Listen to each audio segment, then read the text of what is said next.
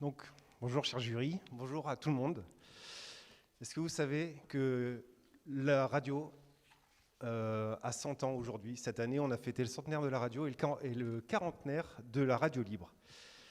Je m'appelle Florent et depuis que je suis tout gamin, je suis passionné par la radio sous toutes ses formes. J'ai commencé avec de la CB, je suis radio-amateur, j'ai fait des études, j'ai été ingénieur dans la radio, mais aujourd'hui, ce qui me fait le plus vibrer, c'est de faire de la radio, celle qu'on appelle FM, et qui est bien plus que ça aujourd'hui. Et d'ailleurs, en 2018, j'ai créé une association avec des amis pour faire une web radio qui s'appelle Radio Cigaloun. L'associatif, ça a marqué toute ma vie en tant que membre, en tant que dirigeant. Et pourquoi je vous raconte tout ça? C'est qu'en fait, c'est toutes ces expériences qui m'ont conduit à concevoir et à avoir l'idée du radio assistant que je vous présente aujourd'hui. Donc plantons le décor. Dans une radio, on joue de la musique, on enregistre des sons et on diffuse.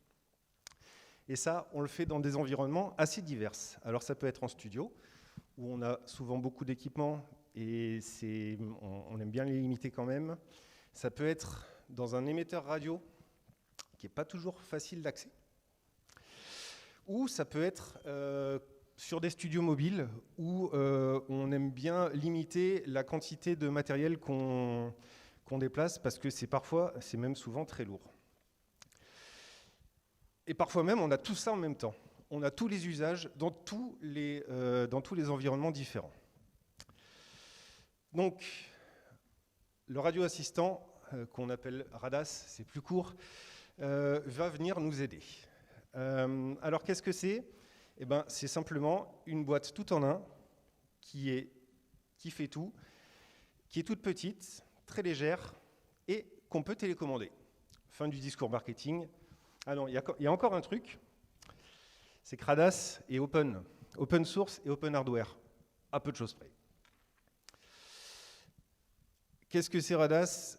C'est une boîte, vous le verrez après, avec une toute petite interface utilisateur pour vraiment des actions très sommaires.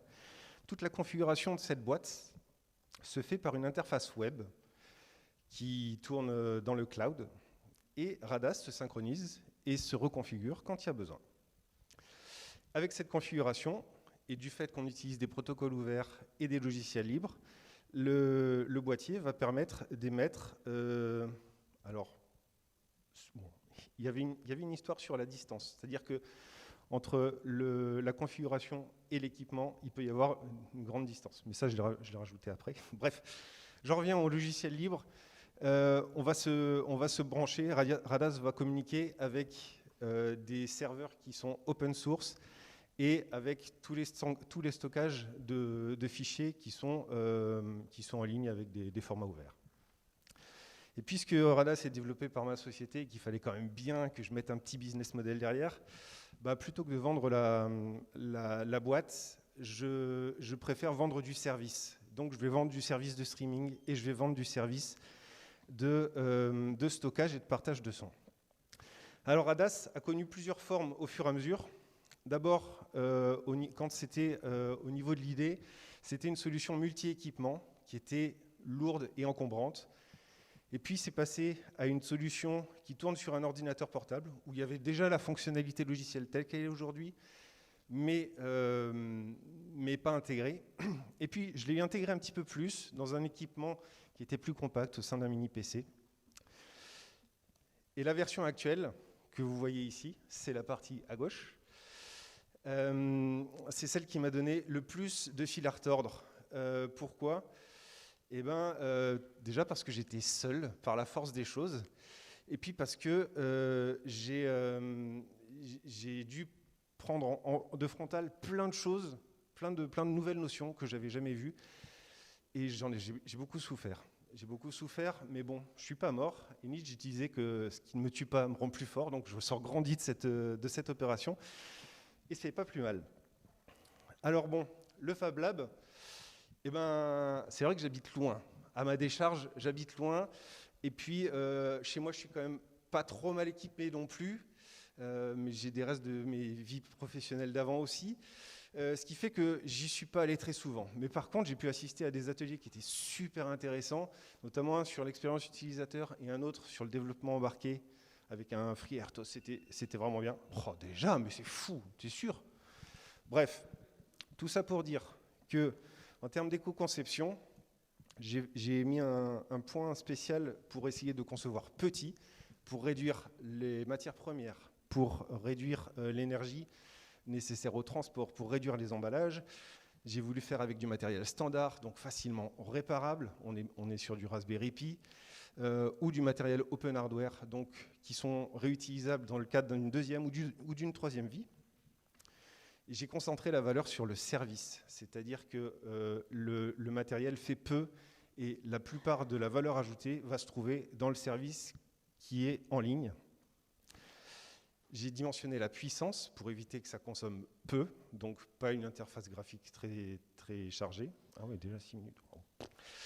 Et j'ai essayé de faire en sorte que les services en ligne soient hébergés en France sur des machines mutualisées pour notamment réduire l'incidence des services en ligne, puisque dans les data centers, maintenant, on sait aussi que l'énergie, c'est une contrainte très forte.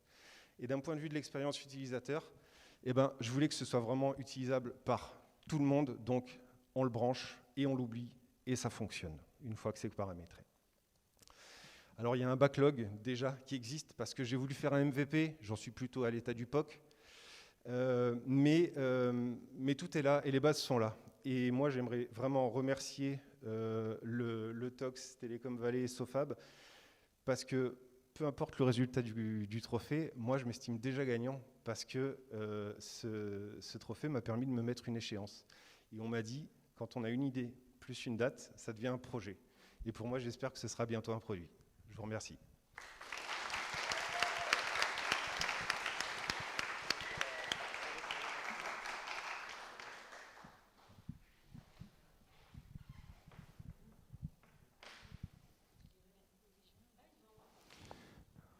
Il est là. Oui, on vous entend. Déjà, merci d'avoir parlé d'éco-conception. Étant donné que je fais partie du jury du coup environnement, C'était on n'a pas beaucoup ciblé. parlé de ces questions-là, même si effectivement le fait d'avoir du pain chaud, ça permet de limiter les gaspillages alimentaires. Enfin, j'ai pu noter des choses, mais c'est vrai que vous êtes un peu le seul vraiment à l'avoir intégré volontairement, à être passé au service et tout ça. Donc je voulais vous dire merci. C'est moi qui vous remercie, c'est important. En espérant que ça puisse. Moi, ça me paraît essentiel comme question. Ouais. En tout cas, très beau projet. Merci. J'espère que vous pourrez peut-être venir habiter plus proche, comme ça vous pourrez utiliser plus facilement les services de Sofab. Absolument, je le souhaite. Enfin, non, habiter plus proche, non. Mais venir plus souvent, oui, avec grand plaisir. Des questions sur le projet? Merci aussi de votre enthousiasme et surtout de la grande transparence avec laquelle vous nous avez délivré votre projet. Vous disiez que vous étiez plus au niveau du POC que du MVP, donc concrètement, les premiers tests, ça donne quoi? Les premiers tests, ça fonctionne.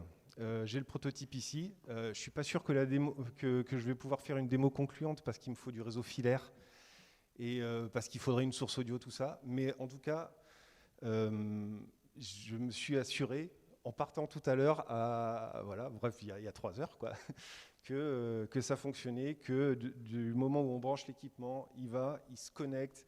J'ai travaillé sur la procédure de provisioning pour associer l'équipement à un compte utilisateur pour pouvoir envoyer les confs et remonter les statuts.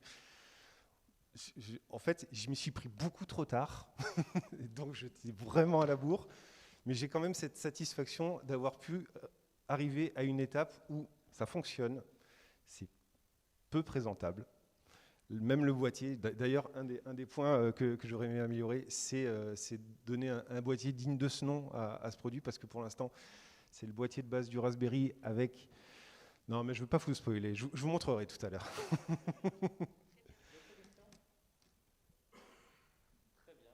Merci beaucoup.